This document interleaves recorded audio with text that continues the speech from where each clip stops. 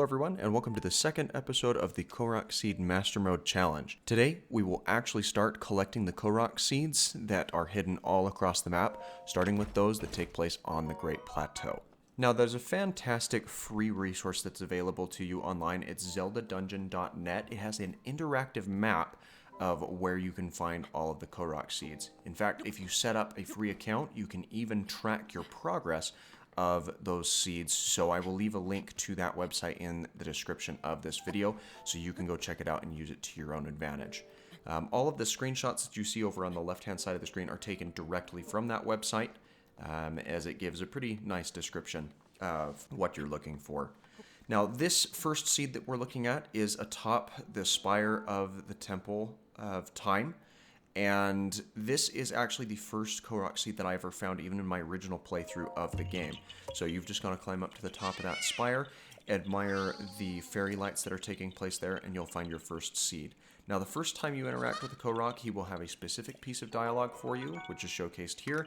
Every other interaction that you have with Koroks will be the same conversation. So that's really the only one that we're going to focus on in any extended length. Now, the second seed that we'll be having a look at is just a short flight off of this temple over into this pond. You can see there's a circle of lilies there in the center, and all you've got to do is jump through them. And so if I fly over to this little precipice or the promontory here and execute a jump, that gets us the Korok seed in this location. The third seed is also pretty simple to track down, as all you need to do is come to the old man's cabin, climb up on top. Once you're up top there, you will notice some fairy lights. As soon as you have them in your sights, all you have to do is interact with them, and that will trigger the third Korok, or at least the third Korok that we've gone ahead and found in this series so far. Now, the fourth seed that we're looking at is actually on the cusp just back behind the shrine where we got our bomb rune, and it is on the little edge of the plateau. What you've got to do is you have to use magnesis on this door and move it out of the way. Once you've moved that door, you'll notice this little rock. All you have to do is pick that rock up and you will be confronted with a Korok. Now, I have a bad habit of trying to help those Koroks go back into hiding by dropping the rock on top of their head, but apparently they don't want to hide, so that's their decision. Now, the fifth seed that we will be looking at today is a little bit further away. It's in this little bog area. There is a metal ball on the end of this chain. All you have to do is pick it up with your magnesis rune, drop it in the hole there in the center, and that will get you the next Korok seed from this location. The sixth seed is just a hop and a skip away from that. At the end of that bog, there are two rocks that are leaned up against each other, and right in the middle, there is a small rock that you can go ahead and pick up, and that will allow you to interact with another Korok and collect yet another seed. The seventh seed is underneath this tree. You'll notice that there's a collection of leaves that you have to clear out of the way. Now, I went ahead and tried blowing them away with a Korok leaf. That does not work. They do, in fact, need to be burned out of the way. And since I didn't have any open flames or fire, we went ahead and used one of our fire arrows to go ahead and burn the leaves off, which allows us to pick the rock up, free the Korok, and collect a seed from him, to which we promptly drop it on his head.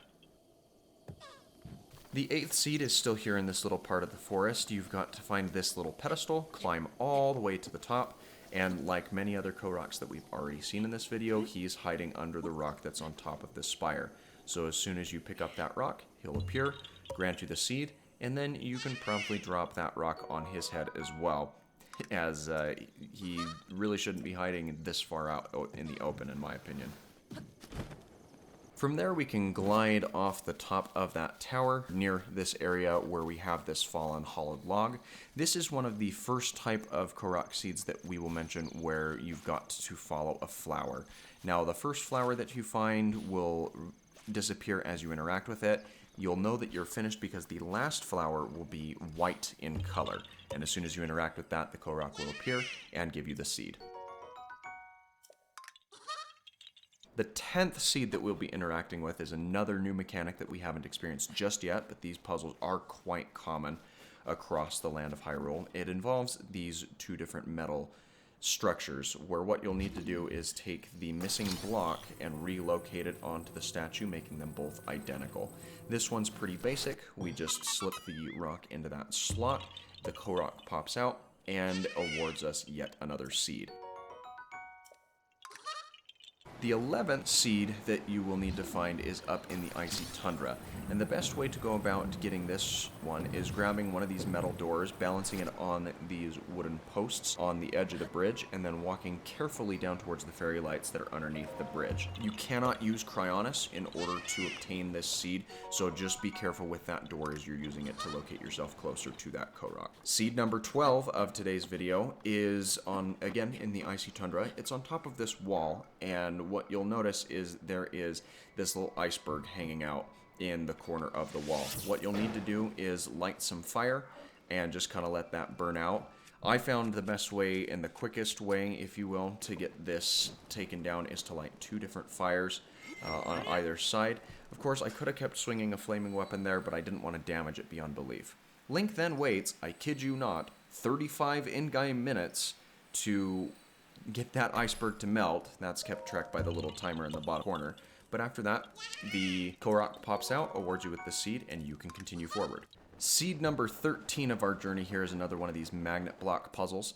This one is a little bit more difficult, not by much. You've just got to hunt for that rock or that block a little bit more.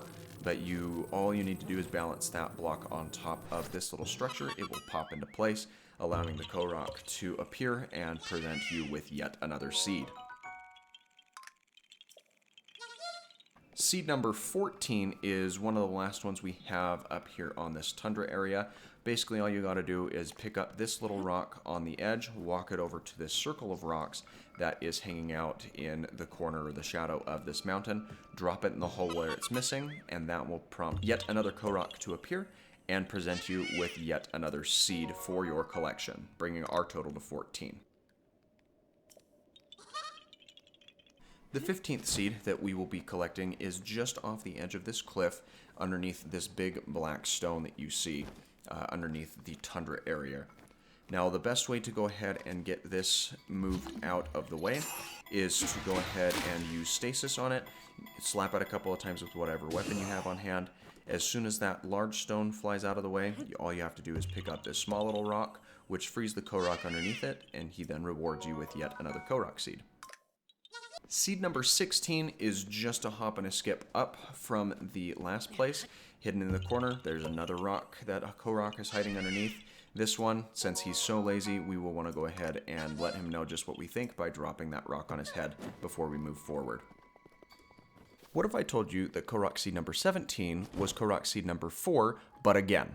Well, that's exactly what it is. If you jump off the side of this plateau, literally just below the location of the last seed, there is yet another metal door. If you go ahead and use magnesis on that door to lift it up off the side, you'll see another rock hidden down below it, and upon lifting that rock, you will uncover another Korok that is just as lazy as the neighbor up above, so of course we need to punish him by dropping that rock on top of his head. From this spot, we will want to instant transmission all the way back up to the Shrine of Resurrection, because there is a Korok that hides out in the Shrine of Resurrection, but you cannot find him until you have officially left the Great Plateau. So as soon as we had our feet down on that lower level, that triggered this Korok to spawn exactly where we woke up. All you have to do is interact with the fairy lights, prompting this Korok to pop up and present you with another seed. That does it for all of the seeds that are actually on the Great Plateau, so we will now be moving to the seeds in the neighboring areas. The first one which we'll do is by swinging down to the bottom of this waterfall off the side of the Great Plateau, and this is where you get to start playing a little bit of pebble basketball. There's plenty of rocks lined up around here. All you've got to do is get one of them into the middle of that ring of stones. I was able to do it in 3 tries. If you use up all of the stones in that area and you still don't have the Korok, go ahead and transmit yourself back to another tower or shrine and then get yourself back to that spot so you can try again. And the 20th and final stone, at least in this video that we will be looking at, is off this little bridge and pillar segment. You can see it down there on the bottom.